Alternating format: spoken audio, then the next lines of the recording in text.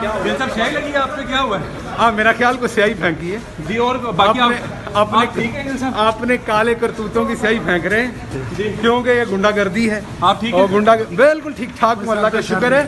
और ना ही हम एक थप्पड़ के जवाब में 10 थप्पड़ मारेंगे, ना ही एक गाली के जवाब में 10 गालियां देंगे, बल्कि इमरान खान के सिपाही हैं, गुंडागर्दी की तरबियत नहीं देंगे, सियासत करेंगे।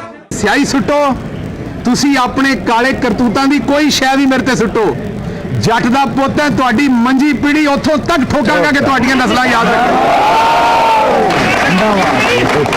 और सफदर दी बुढ़ी मरियम नूं मेरा अज पैगाम है, वो जिहड़ा यतीम 1500 रुपये महीने ते रखिया होया है, ओदी रन मरियम नूं मेरा अज पैगाम है, अगली बारी इहो जी थकी हुई हरकत की तो मैं उत्थे तुहाडे घर दे सामने आके प्रेस कॉन्फ्रेंस करांगा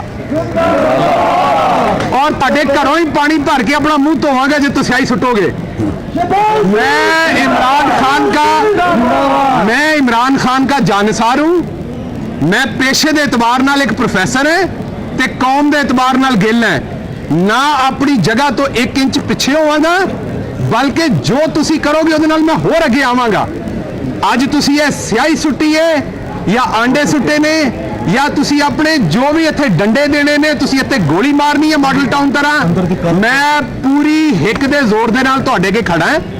हुण मेरा जोर होर भी तेज हो जाएगा। तुसीं मैनूं वक्त प्रोवाइड कर दिता है, तुसीं मैनूं वजह प्रोवाइड कर दी है कि जदों तक तुहाडी इस बदमाशिया दा इत्थों असीं चक्का गोल नहीं करांगे, तुहानूं इत्थों नहीं भजावांगे। शरीफ आदमी ते अदालतां जाण जोगा नहीं रह गया।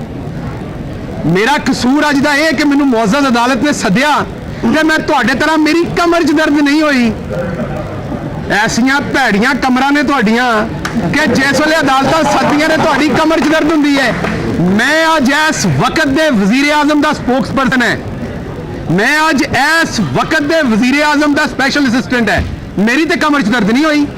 मैनूं पता सी तुसीं इत्थे गुंडागर्दी करनी है, उस दे बावजूद मैं इत्थे पहुंचिया। मैनू ना अपनी पुलिस से गिला है, अंदर भी कुछ मेरे दोस्त वकील कह रहे सन कि पुलिस ने सिक्योरिटी प्रोवाइड नहीं की, कोई गिला नहीं मैनू अपने पुलिस वालियां दे उत्ते। मेरे भरा ने जो कर सके ठीक है, जो नहीं कर सके फिर भी ठीक है, क्योंकि इन्हों ने तो हमला औरतां भी छड्डियां, उन्होंने मुंह च गोलियां मारियां ने, ते मैं की चीज़ है। इस वास्ते एक गल मुस्लिम लीग नून अज तो बाद याद रखे, इन्होंने एक काम किया है, लेकिन असी खानदानी लोग हैं। वो जड़ा उथे एक दसदा सी मैं पहाड़ का रहने वाला हूं, एक थप्पड़ मारोगे तो 10 मारूंगा, असी ये काम नहीं करांगे। असी एक थप्पड़ दे 10 थप्पड़ नहीं मारांगे। असी इमरान खान दे फॉलोअर हैं।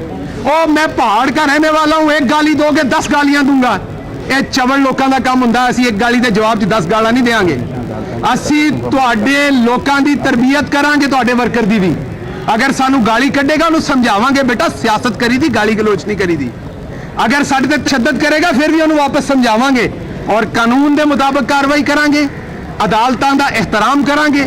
असी पहले भी अदालतां दा एहतराम कर रहे सां, अज भी करांगे, आने वाले वक्त भी। मैनू बेशक सुपीरियर जुडिशरी बुलाए, मैनू बेशक सुप्रीम कोर्ट, मुअज़्ज़ज़ हाई कोर्ट या कोई सिविल जज बुलाए या कोई मजिस्ट्रेट बुलाए, अल्लाह के हुक्म नाल ना कमर च दर्द होएगी, ना मैं कोई बहाने बढ़ावांगे, ते ना मैनू बख्तरबंद गड्डी दे विच दर्द होएगी, तकलीफ होएगी।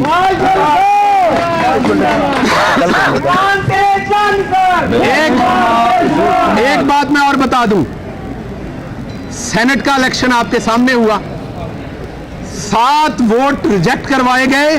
हमारी 20 की बर्तरी थी जब गिलानी साहब का और हफीज शेख का इलेक्शन हुआ, 20 वोटों की बर्तरी थी। यही लोग कह रहे थे जमीर का वोट आया है, मुस्लिम लीग नून का टिकट चला, ये हमें बताते थे।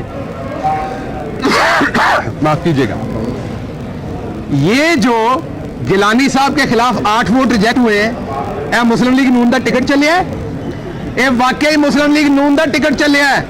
हुण आपस च लड़ रहे ने, मेरे को व्हाट्सएप कॉल है, चंद दिनों रिलीज करांगा। हुण ये आपस च लड़ रहे ने, जिस कॉल के मुताबिक ये कह रहे हैं कि नून ने सानू वोट नहीं पाए। ये एक अशराफिया जिहड़ी बदमाशिया सी लुट मारन वास्ते वो इकट्ठे होए हुए ने और अपनी चोरी बचाने लिए इकट्ठे हुए हैं। बाकी इन्हां च कोई पॉलिटिकल इकट्ठे होने वाली वजह नहीं है।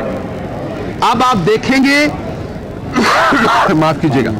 अब आप देखेंगे आने वाले वक्त में ये एक दूसरे को जूते भी मारेंगे, एक दूसरे से लड़ेंगे भी और गाली गलौज भी करेंगे, क्योंकि कप्तान ने इनका हमेशा के लिए इनकी सियासत उस दिन जब यूसुफ रजा गिलानी को वहां से हरा के वापस मुल्तान पार्सल किया है, इनको हमेशा के लिए उस दिन दफन कर दिया। ते सफदरदी बुढ़ी आस्ते साडा पैगाम है कि आपने अपने वर्कर को इश्तियाल दिया था उस दिन कि हम बदला लेंगे। आपने आज मेरे पे हमला करवाया, 100 दफा करवाएं। मैं अपने वर्कर को यह कहूंगा, कभी भी आपके सामने मुस्लिम लीग नून का कोई शख्स आए, वो अदालत में आए, वो कहीं आपको पब्लिक में मिले, आपने इखलाकियात का दामन हाथ से नहीं छोड़ना। आपने किसी सूरत गिरी हुई गैर इखलाकी हरकत नहीं करनी। उसकी वजह क्या है? आपका जो लीडर है उसका नाम इमरान खान है, और इनका जो लीडर है वो है जो मुल्क को गंदी गालियां देता है। वो नवाज शरीफ से ये काम शुरू हुआ ते आके जड़ियां स्टपनियां ने इन्हां दियां जवे लतीफ वर्गियां, जिन्होंने घर कोई दूसरी बारी मंगण दे उत्ते सालन ना देवे। देखो चवल भी मुल्क के खिलाफ बयान दे रहे हैं, वो कह रहे हैं पाकिस्तान जिंदाबाद का नारा नहीं लावांगा। और मूर्खा तेनों किसी ने शेखुपुरे तो नहीं निकल देना घरों बाहर, ते तू पाकिस्तान के खिलाफ नारे लाने की गल कर रहे हैं। इसलिए इन्हां चो चंद लोग जिन्हां दियां झूठ बोल बोल के कलमा सफेद हो गई ने, वेखो उन्हां चो जवेद लतीफ भी एक चीज है। मैं इनको एक बात सिर्फ वाजे कर देना चाहता हूं, पाकिस्तान तुहाडे प्यो दा नहीं है। पाकिस्तान साडे दादे बाबियां ने हिजरत करके अपनियां मावां भैणां दे गाटे उतरवा के अपनी जमीन, मेरी दादी उस वेले आलू पालक बना रही सी जिस वेले पाकिस्तान बनदा ऐलान होया, ते हांडी पकदी चुल्हे ते छड्ड के आ गई सी इत्थे। असी अपने भरे भरे हुए घर, अपने डंगर, अपने वेलने चलदे हुए छड्ड के आ गए सां। पाकिस्तान असी अपने खून नाल बनाया होया है। तुसी पाकिस्तान जिंदाबाद दा नारा लाओ या ना लाओ, साडे खून दा एक एक कतरा पाकिस्तान जिंदाबाद का नारा लाएगा इंशाअल्लाह। और मुस्लिम लीग नून का वोटर भी पाकिस्तान वास्ते जान कुर्बान करने को तैयार होएगा। ये जड़े चंद घटिया लोग ने माफ कीजिएगा, ये जड़े चंद घटिया लोग ने इन्हां दियां पाकिस्तान मुखालिफ जड़ियां गल्लां ने, उन्हां दे नाल पाकिस्तान नूं कोई फर्क नहीं पैण वाला। पानी देना। अच्छा एक सेकंड। पाकिस्तान जिंदाबाद, पीटीआई जिंदाबाद। इसलिए आखिरी बात कर रहा हूं, सियासत करें। आपको आल दो कि सियासत नहीं आती। आप एस्टेब्लिशमेंट की पनीरी में से निकले थे। आपने इस शहर में आबद बॉक्सर जैसे लोगों के थ्रू गुंडागर्दी की। आपने पुलिस मुकाबले में हजारों लोगों को मरवाया। गुल्लू भट्टों के थ्रू आपने लोगों को डराया। मुझे मशवरा दिया गया यहां से केस ट्रांसफर करा लें पिंडी में, नहीं कराऊंगा। यहीं पे जो केस होगा उसको यहीं पे फेस करूंगा, बार बार आऊंगा। हमें अदालतों पे भी इतमाद है, हमें अपने अवाम पे भी इतमाद है। तुहाडे कोलों जिन्ना जोर लाया जाता है, जो हुंदा है, जो पुटिया जाता जे, मेरा तुहानू चैलेंज है वो पुट लो। इस्लामाबाद में मुशद्दक मलिक के ऊपर पीटीआई उनका मौके में पीटीआई के कारकुनों ने हमला किया, यहाँ पर आपका हो गया। आप नहीं समझते कि ये मामला जो पॉलिटिकल है, ये डायलॉग की सूरत हाल से निकल अब हाथापाई की तरफ जा रहा है, ये मजीद आइंदा दिन में मजीद एडवर्स सिचुएशन स्टार्ट कर। देखिए, दो बातें ज़हन में रखें। इस्लामाबाद में सब लोगों को पता था कि पाकिस्तान तहरीक इंसाफ के जो कारकुन हैं वो बाहर जमा हो रहे हैं। आपको पता था, टॉप ट्रेंड था पाकिस्तान।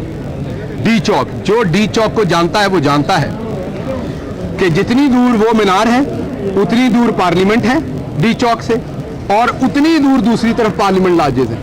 मुझे बताएं, इस 100 फुट के 150 फुट के जगह पे जहां हजारों वर्कर आपके इकट्ठे हुए, नून वाले करने क्या गए थे वहां? अगर तो मैं आज नून के किसी जलसे में गया हूं और मेरे साथ ये हुआ है तो आपका ये तकाबल करना बनता है। मैं तो अदालत में अपनी पेशी में आया हूं। जो जूता फेंका गया एहसन इकबाल साहब पे, मैंने उसी टाइम उसकी मजम्मत की और वो टेलीविजन पे चलती रही। मैं उसकी आज भी मजम्मत करता हूं और मैं अपने वर्कर को आज भी कहता हूं कि ना किसी पे स्याही फेंकनी है। उस दिन भी कहा हमने अखलाकियात रखनी, ये जो कर सकते करें। इन्होंने ये अपना असल दिखा रहे।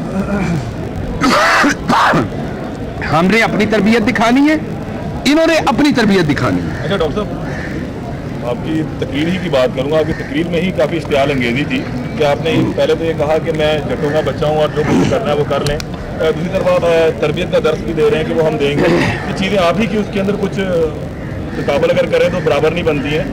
अब या तो बर्दाश्त की जो कुव्वत है ये बढ़ती जा रही है और आगे सीधा चली तो फिर आने वाले इलेक्शन है, बाई इलेक्शन है, दीगर इज्तिमात होंगे, तो फिर किस तरह सियासतदानों को महफूज तसव्वुर करते हैं? जट्टां दा पुत्तर होना कोई गुनाह है? ਤੁਸੀਂ ਆਖਿਆ ਇਹ ਇਸ਼ਤਿਆਲ ਦੀ ਗੱਲ ਹੈ ਜੱਟਾਂ ਦਾ ਪੁੱਤਰ ਹੋਣਾ? ਇਹ ਕਹਿਣਾ ਕਿ ਮੈਂ ਜੱਟ ਹਾਂ ਤੇ ਇਸ਼ਤਿਆਲ ਦੀ ਗੱਲ ਹੈ? ਇਹ ਕਹਿਣਾ ਕਿ ਮੈਂ ਜੱਟਾਂ ਦਾ ਪੁੱਤਰ ਹਾਂ, ਮੈਂ ਜੱਟਾਂ ਦੀ ਸਕਾਫਤ ਨੂੰ ਰਿਪਰੈਜ਼ੈਂਟ ਕਰਦਾ, ਇਹ ਇਸ਼ਤਿਆਲ ਹੈ? ਫਖਰ ਹੈ ਮੈਨੂੰ, ਮੈਂ ਜ਼ਿਮੀਦਾਰ ਦਾ ਬੱਚਾ, ਮੈਂ ਜੱਟ ਦਾ ਬੱਚਾ ਹੈ, ਮੈਨੂੰ ਫਖਰ ਹੈ ਮੇਰੇ 'ਚ ਗਿੱਲਾਂ ਦਾ ਖੂਨ ਹੈ। ਇਹਦੇ 'ਚ ਕਿਹੜੀ ਇਸ਼ਤਿਆਲ ਵਾਲੀ ਗੱਲ ਹੈ ਤੁਹਾਡੇ ਸਵਾਲ ਦੇ ਮੁਤਾਬਕ? ਮੈਂ ਆਪਣੀ ਸਕਾਫਤ, ਮੈਂ ਆਪਣੇ ਰਸਮੋ ਰਿਵਾਜ ਦੀ ਗੱਲ ਦੱਸ ਰਿਹਾ। ਸਾਡੇ 'ਚ ਬੜੀ ਖੰਦਾ ਪੇਸ਼ਾਨੀ ਹੈ। ਮੈਂ ਤੇ ਬਿਲਕੁਲ ਨਹੀਂ ਕਹਿ ਰਿਹਾ ਮੇਰੇ ਇਥੋਂ ਮੇਰੇ ਰਿਸ਼ਤੇਦਾਰ ਵੀ ਪਿੱਛੇ ਖੜੇ ਨੇ, ਕੁਝ ਮੇਰੇ ਦੋਸਤ ਵੀ ਖੜੇ ਨੇ। ਸਾਡੇ ਲਈ ਮੁਸ਼ਕਿਲ ਨਹੀਂ, ਅੱਜ ਸਾਡੀ ਹਕੂਮਤ ਹੈ। ਮੈਨੂੰ ਇਹ ਵੀ ਪਤਾ ਮੇਰੇ ਤੇ ਸਿਆਹੀ ਕਿੰਨੇ ਸੁੱਟੀ ਹੈ। ਅਗਰ ਇਸ਼ਤਿਆਲ ਹੋਵੇ ਤੇ ਉਹ 5 ਮਿੰਟਾਂ 'ਚ ਤੁਹਾਨੂੰ ਉਸ ਬੰਦੇ ਦਾ ਪਤਾ ਲੱਗ ਜਾਏ ਜਿਹਨੇ ਸਿਆਹੀ ਸੁੱਟੀ ਹੋਵੇ। ਲੇਕਿਨ ਅਸੀਂ ਇਹ ਕੰਮ ਨਹੀਂ ਕਰਾਂਗੇ। ਉਹ ਦੇਖਣਗੇ ਮੇਰੇ ਮੁਕਲਾ ਉਹਨਾਂ ਨੇ ਕੀ ਕਰਨਾ। ਅਸੀਂ ਹਮੇਸ਼ਾ ਬਰਦਾਸ਼ਤ ਦੀ ਗੱਲ ਕਰਨੇ। ਹਾਂ, ਆਪਣਾ ਜਿਹੜਾ ਮਤਬਾ ਨਜ਼ਰ ਹੈ, ਜਿਹੜੀ ਸਾਡੀ ਗੱਲ ਹੈ, ਉਹ ਤੋੜ ਬੁਰੇ ਦੇ ਘਰ ਤੱਕ ਪਹੁੰਚਾ ਕੇ ਆਵਾਂਗੇ। ਭਾਵੇਂ ਕੋਈ ਉਹਨਾਂ ਦੀ ਜ਼ੁਬਾਨ 'ਚ ਸਵਾਲ ਕਰੇ ਮੇਰੇ ਕੋਲੋਂ ਤੇ ਭਾਵੇਂ ਆਪਣੀ ਜ਼ੁਬਾਨ 'ਚ ਕਰੇ, ਉਹਦਾ ਜਵਾਬ ठोक के देंगे। मरियम नवाज आपका सवाल हो गया। डॉक्टर साहब, मरियम नवाज ने आज कहा है अपनी प्रेस कॉन्फ्रेंस में कि अगर मुझे गिरफ्तार किया गया तो नवाज शरीफ साहब जो वो लंदन से बैठ के जो है वो पार्टी को लीड करेंगे, क्या कहते हैं? नवाज शरीफ साहब ਹੁਣ ਇੱਕੋ ਚੀਜ਼ ਨੂੰ ਲੀਡ ਕਰ ਸਕਦੇ ਨੇ ਔਰ ਉਹ ਆਪਣੀ ਡੈਸਟਨੀ ਨੂੰ ਲੀਡ ਕਰਨਗੇ ਜਿਹੜੀ ਉਹ ਅਲਤਾਫ ਹੁਸੈਨ ਸੈਕੰਡ ਬਣ ਗਏ ਨੇ। ਪਾਕਿਸਤਾਨ ਦੇ ਖਿਲਾਫ ਗੱਲਾਂ ਕਰਕੇ, ਪਾਕਿਸਤਾਨ ਦੀ ਸਾਲਮੀਅਤ ਦੇ ਖਿਲਾਫ ਗੱਲਾਂ ਕਰਕੇ ਉਹਨਾਂ ਦਾ ਮੁਕੱਦਰ ਹੁਣ ਅਲਤਾਫ ਹੁਸੈਨ ਸੈਕੰਡ बनना और कुछ नहीं है, ना इस तो कुछ घट ना इस तो ज्यादा। मैं आज पब्लिक को ये बताना चाहता हूं, मुझे नहीं पता हमजा शहबाज और शहबाज शरीफ की सियासत बचती है कि नहीं। मरियम की और नवाज शरीफ की सियासत पाकिस्तान से खत्म हो चुकी, वो अब यहां सियासत नहीं कर सकेंगे। ये मेरा पैगाम मुस्लिम लीग नून के वर्कर को भी है कि अपने लिए भी कुछ सही चीज चूज करें।